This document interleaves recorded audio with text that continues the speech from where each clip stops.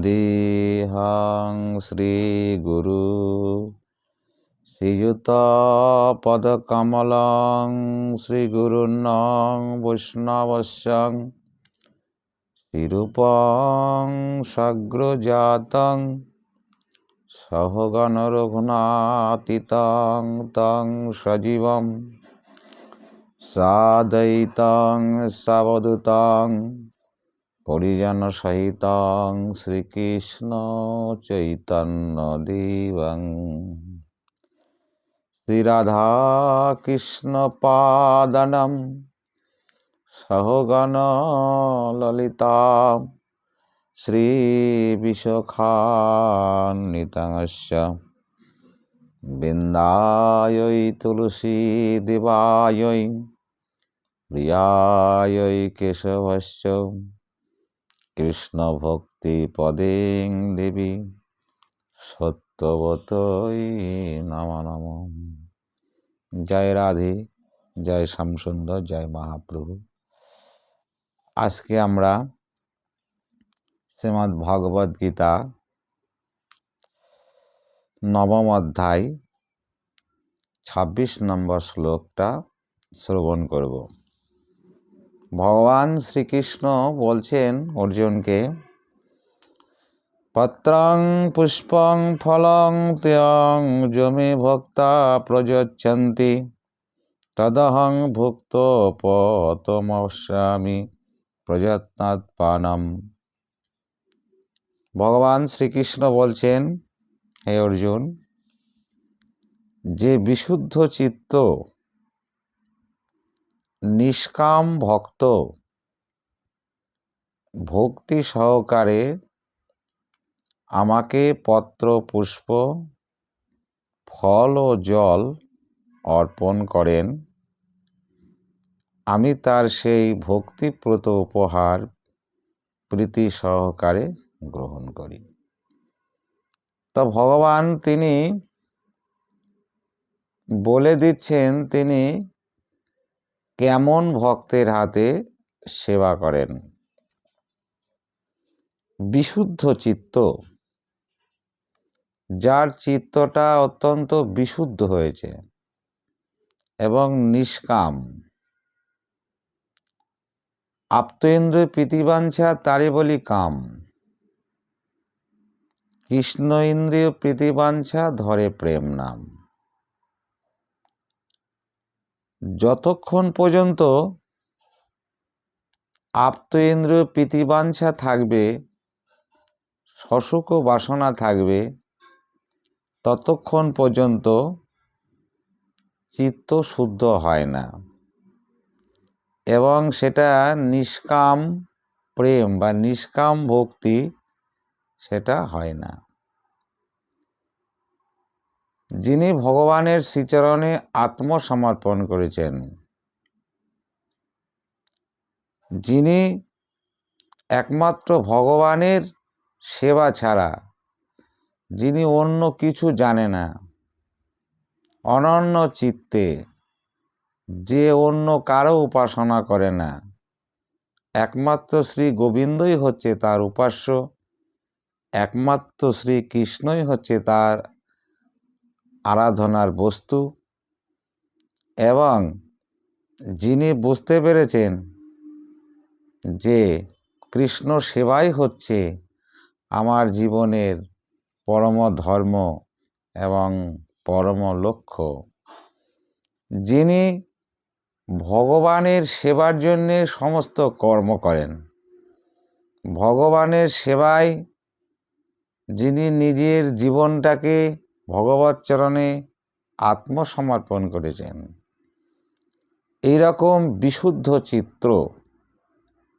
এবং নিষ্কাম ভক্ত, যিনি ভগবানের কাছে তার পার্থিব জগতের কোনো কিছু চান না বা কোনো কিছু আশা করেন না, এমনকি নিষ্কাম কৃষ্ণ ভক্ত যিনি, তিনি মোক্ষ পর্যন্ত ভগবানের কাছে চান না। ন ধনং ন জনং ন সুন্দরীং বা জগদীশ কামায়ে মমৌ জন্মনি জন্মনীশ্বরে ভবতাৎ ভক্তি রহিত কিতুই। আমি ধন জন নাহি মাগি, কবিতা সুন্দরী, শুদ্ধ ভক্তি কৃষ্ণ মোরে দেহ কৃপা করি। এটাই হচ্ছে শুদ্ধ ভক্তের চাওয়া পাওয়া, কারণ যিনি নিষ্কাম এবং বিশুদ্ধ চিত্ত শুদ্ধ ভক্ত, তিনি একমাত্র ভগবান শ্রীকৃষ্ণের সেবা আনন্দ ছাড়া আর তিনি কোনো কিছু আশা করেন না। তাহলে ভগবান তিনি কোন ভক্তের পত্রং পুষ্পং ফলং তেয়ং তিনি গ্রহণ করেন প্রীতি সহকারে, না যে শুধু গোবিন্দের সেবার নিমিত্তেই সমস্ত কর্ম করেন। শ্রীকৃষ্ণ চৈতন্য মহাপ্রভু কলিযুগ পবন অবতারী, নবদ্বীপে শ্রী চৈতন্য মহাপ্রভু নবদ্বীপে যখন শ্রীমান মহাপ্রভু ছিলেন, তার নাম ছিলেন গৌরাঙ্গ সুন্দর এবং নিমাই। তা সেই নবদ্বীপে মহাপ্রভুর এক ভক্ত ছিলেন, তার নাম ছিল শ্রীধর। তো সেই শ্রীধর ছিলেন অত্যন্ত দরিদ্র, অত্যন্ত গরিব। এই পার্থিব জগতে তার কোনো ধন সম্পদ ছিল না। নবদ্বীপের বাজারে তিনি থোর, কলা, মোচা এবং লাউ এই আনাজপাতি বিক্রি করত। সেইটা বিক্রি করে তার যা লাভ হতো, সেই শ্রীধর কি করতেন, বেচা কেনার শেষে সেই লাভের অর্ধেক পয়সা তিনি গঙ্গার নৈবেদ্য করতেন, গঙ্গায় স্নান করে সেই মা গঙ্গাকে নৈবেদ্য প্রদান করতেন। আর অর্ধেক পয়সা তিনি গৃহে নিয়ে যেতেন, চাল ডাল কিনে শ্রীধর সেই চাল ডাল রন্ধন করতেন। কিসের উদ্দেশ্যে? না ভগবানের সেবার উদ্দেশ্যে। ভগবানের সেবার উদ্দেশ্যে রান্না করতেন এবং ভগবানকে ভোগ নিবেদন করে সেই ভগবানের অধর অমৃত তিনি গ্রহণ করতেন। তার একটা ঘর ছিল খড়ের, সেই ঘরের চালে খড় ছিল না, পরনে একটা শতছিদ্র বস্ত্র, একটা লোহার গেলাস ছিল ফুটো। তথাপিও তার পার্থিব জগতের কোনো বস্তুর উপরে তার কোনো কামনা বাসনা ছিল না। শ্রীধর তিনি ভগবানের সেবা করে পরম আনন্দে তিনি হরি ভজন করতেন। এইভাবে প্রত্যহ নবদ্বীপের বাজারে তিনি থোর, কলা, মোচা এইগুলো বিক্রি করতেন। গৌর সুন্দর তিনি নবদ্বীপের বাজারে বাজার করতে যেতেন, গিয়ে শ্রীধরের দোকানে যেতেন এবং শ্রীধরের কাছের থেকে আমার গৌরাঙ্গ সুন্দর তিনি থোর, কলা, মোচা নিতেন। গৌরাঙ্গ সুন্দর ভক্তের সঙ্গে তার যে লীলা এবং ভক্তের সঙ্গে ভগবানের যে আনন্দ হৃদ্রতা, সেটা তিনি উপভোগ করতেন। শ্রীধরের কাছ থেকে মহাপ্রভু তিনি থোর কলা নিতেন, পয়সা দিতেন না। শ্রীধর দৌড়াতে দৌড়াতে গিয়ে মহাপ্রভুর ব্যাগটা চেপে ধরতেন এবং বলতেন, ঠাকুর তুমি পয়সা দিয়ে যাও, আমি অত্যন্ত গরিব, পয়সা না দিলে আমার চলবে কি করে। গৌরাঙ্গ সুন্দর পয়সা দিতে চাইতেন না, আর শ্রীধর তার সেই থোর কলা মোচা নিয়ে টানাটানি করত। এইভাবে ভক্তের সঙ্গে ভগবানের যে লীলা, অপূর্ব আস্বাদন, সেই আস্বাদনটা ভগবান গৌরসুন্দর তিনি উপভোগ করতেন।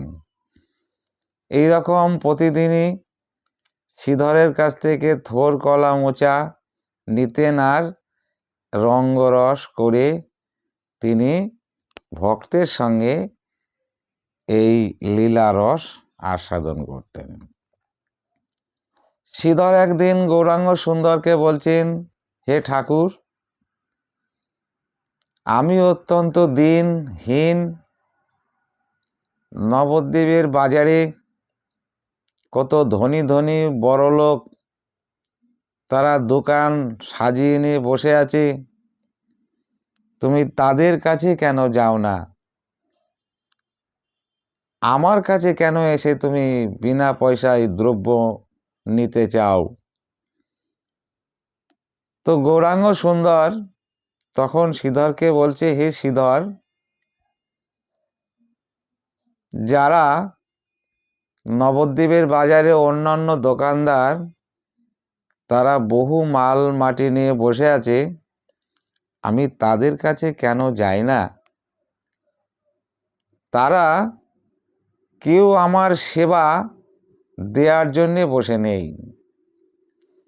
তারা সকলেই ব্যবসা বাণিজ্য করছে আপন আপন ইন্দ্রিয় তৃপ্তির জন্যে এবং দেহ সম্বন্ধিত সজ্জন পালনের জন্যে।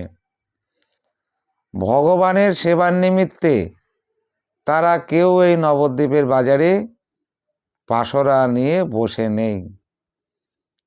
তো গৌরাঙ্গ সুন্দর তখন শ্রীধরকে বলছে, হে শ্রীধর, ভক্তের দ্রব্য আমি কারি ছিঁড়ি খাই, অভক্তের দ্রব্য আমি উলটে না চাই। আমার ভক্ত যত দীন দরিদ্র এবং ভিখারি হোক না কেন, এবং সে যদি আমাকে রাজভোগ নাও দেয়, যদি একটা পত্র, একটা তুলসীর পাতা এবং এক গ্লাস গঙ্গা জল আমাকে ভক্তি সহকারে অর্পণ করে, আমি সেই ভক্তের জল তুলসী আমি পরম আনন্দে গ্রহণ করে থাকি। ভক্তের জিনিস আমি কারি ছিঁড়ি খাই, অভক্তের দ্রব্য আমি উলটি না চাই। কারণ ভগবান হচ্ছে ভক্ত বৎসল, তিনি অভক্তের দ্রব্য গ্রহণ করেন না। যিনি কৃষ্ণ ভক্ত, যিনি কৃষ্ণের সেবার নিমিত্তে রন্ধন করছেন, যিনি কৃষ্ণ সেবার নিমিত্তে উপার্জন করছেন এবং সমস্ত কর্ম আমার গোবিন্দ সেবার নিমিত্তেই যিনি করছেন, সেই বিশুদ্ধ নিষ্কাম ভক্তের দ্রব্য ভগবান সাদরে গ্রহণ করে থাকেন। মহাপ্রভু শ্রীধরকে এই কথা বললেন। মহাপ্রভু জিজ্ঞাসা করছে, হে শ্রীধর, তুমি এত দরিদ্র, থোর কলা মোচা বিক্রি করে তোমার ঠিক মতো সংসার চলে না, তোমার আশেপাশে গ্রামে বাড়ির পাশে কত লোক ধনী, তারা দোতলা তিনতলা বাড়ি, কত ধন ঐশ্বর্যের মালিক, তারা ষষ্ঠী বিষহরি নানান রকম দেব দেবতার পূজা করে। তা তুমি ওই সব না করে কেন এই দারিদ্রতা তুমি ভোগ করছো? শ্রীধর তখন গৌর সুন্দরের শ্রীচরণে বলছেন, হে প্রভু,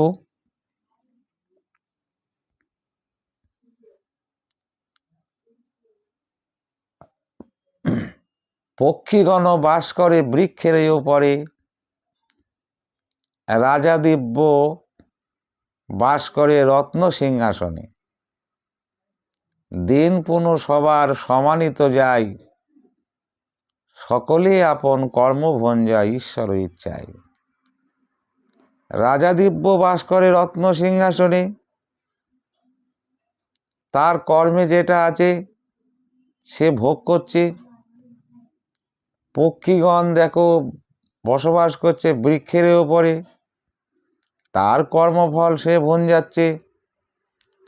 দিন রাজারও যেমন কাটছে, দিন পাখিরও তদ্রূপ কাটছে। সকলেই আপন কর্মভঞ্জা ঈশ্বর ইচ্ছায়। এতে দুঃখ পাওয়ার কিছু নেই। মহাপ্রভুকে বললেন শ্রীধর, অনেকে বলে থাকে যে কৃষ্ণ ভক্তের এত কষ্ট কিসের জন্য, কিন্তু না, কৃষ্ণ ভক্তের কখনো কষ্ট থাকে না, কৃষ্ণ ভক্তের কখনো দুঃখ থাকে না। এই জগতে সব থেকে সুখী হচ্ছে কৃষ্ণ ভক্ত, এবং সব থেকে আনন্দ যদি কারো থাকে সেটা হচ্ছে কৃষ্ণ ভক্ত। কৃষ্ণদাস অভিমানে যে আনন্দ সিন্ধু, কোটি ব্রহ্মানন্দে নহে তার এক বিন্দু। যিনি ভগবান শ্রীকৃষ্ণের দাস, এই কৃষ্ণ দাসত্ব করে যে আনন্দ সিন্ধু ভক্ত আস্বাদন করে, সেটা কোটি ব্রহ্মানন্দেও সেই আস্বাদন তার এক বিন্দু সম হয় না। কৃষ্ণ ভক্ত তাদের ধন ঐশ্বর্য থাকে না। কেন থাকে না? না, কৃষ্ণ ভক্ত জড়জগতের ধনের পিছনে দৌড়ায় না, এবং নাম যশ প্রতিষ্ঠা ঐশ্বর্য প্রতিপত্তি প্রভুত্ব দেবত্ব এমনকি ব্রহ্মা পদ পর্যন্ত কৃষ্ণ ভক্ত চায় না বা পাওয়ার জন্যে চেষ্টা করে না। শুদ্ধ নিষ্কাম কৃষ্ণ ভক্ত, তার একটাই লক্ষ্য জীবনে, হে গোবিন্দ, আমি তোমার শ্রীচরণে অন্য কিচ্ছু চাই না, আমি যেন তোমার শ্রীচরণ সেবা করতে পারি এবং তোমার দাস অনুদাস হয়ে তোমার সেবানন্দ নিয়ে আমি জীবন অতিবাহিত করতে পারি। তাহলে কৃষ্ণ ভক্ত তিনি ধন জন চান না এবং তার পিছনে দৌড়ায় না। সেই জন্যে সে ঐশ্বর্যবান হবে কি করে? কৃষ্ণ ভক্ত হচ্ছে কৃষ্ণ ধনে ধনী, সম্পত্তির মধ্যে জীবের কণ সম্পত্তি গণী। মহাপ্রভু রায় রামানন্দকে জিজ্ঞাসা করেছিলেন, রামানন্দ রায় বলল, রাধা কৃষ্ণে প্রেম যার সেই বড় ধনী। তা কৃষ্ণ ভক্ত কিসে ধনী? না, রাধা কৃষ্ণে প্রেম যার আছে সেই হচ্ছে জগতে সব থেকে ধনী। তাহলে এখানে ভগবান বললেন যে বিশুদ্ধ চিত্ত নিষ্কাম ভক্ত ভক্তি সহকারে আমাকে পত্র পুষ্প ফল জল অর্পণ করেন, আমি তার সেই ভক্তিপ্রীত উপহার প্রীতি সহকারে গ্রহণ করি। কেমন ভক্তের অন্ন জল এবং ফল জল তিনি গ্রহণ করেন সেটাই বলছেন যে নিষ্কাম ভক্ত, ভগবানের সেবার নিমিত্তেই যারা রন্ধন করেন এবং ভগবানের সেবার নিমিত্তেই যারা জীবনটাকে অতিবাহিত করে, তাদেরটাই ভগবান গ্রহণ করেন এবং শুদ্ধ কৃষ্ণ ভক্ত ছাড়া অন্য কারো দ্রব্য ভগবান তিনি গ্রহণ করেন না। ভগবান শ্রীকৃষ্ণ তিনি ভক্তের ভক্তিটা গ্রহণ করেন। ভগবানের সেবায় রাজভোগ দিল না, উন্নত মানের ফল দিল না, তুলসী পাতা দিল না, কমা দ্রব্য দিল, ভগবান সেটা গ্রহণ করেন না। ভগবান গ্রহণ করে তার প্রেম, ভগবান গ্রহণ করে তার ভালোবাসা। এই প্রেম এবং ভালোবাসা এবং ভক্তি এটাই ভগবান গ্রহণ করে থাকেন। কৃষ্ণকে জল তুলসী দেয় যেই জন, তার ঋণ শুধিতে কৃষ্ণ করেন চিন্তন। জল তুলসীর সম কিছু ঘরে নাহি ধন, তবে আত্মা বেশি করে ঋণের শোধন। তাহলে ভগবান কি বলছেন যে আমার ভক্ত যে পত্র পুষ্প, এক গ্লাস জল এবং তুলসী পাতা যখন আমাকে নিবেদন করে এবং ভক্তি সহকারে ভালোবেসে আমাকে অর্পণ করেন, ভগবান বলছেন যে আমি তখন চিন্তায় পড়ে যাই যে আমি এই জল তুলসীর ঋণ শোধ করব কি করে। জল তুলসীর সম কিছু ঘরে নাহি ধন, তবে আত্মা বেশি করে ঋণের শোধন। তাহলে ভগবান তিনি ভক্তের ঋণ শোধ করার জন্যে তার ঘরে এমন ধন নাই যে তবু আত্মা বেশি করে ঋণের শোধন। তখন ভগবান ভক্ত বৎসল্য, ভক্তের বশ্যতা স্বীকার করে এবং ভক্তের কাছে ভগবান ঋণী হয়ে যায়। তাই একমাত্র লক্ষ্য জীবনের গোবিন্দ সেবা। এই গোবিন্দ সেবাই হচ্ছে ভক্তের পরম লক্ষ্য এবং ভক্তের পরম ধর্ম। ভগবানকে ভালোবাসা এবং ভগবানের সেবা, এটাই হচ্ছে জীবনের সবথেকে শ্রেষ্ঠতম চাওয়া পাওয়া। জয় রাধে, জয় শ্যামসুন্দর। এখানেই আজকের হরিকথা বিশ্রাম দিচ্ছি। নিতাই গৌর সীতানাথ প্রবন্ধে হরি হরি বল।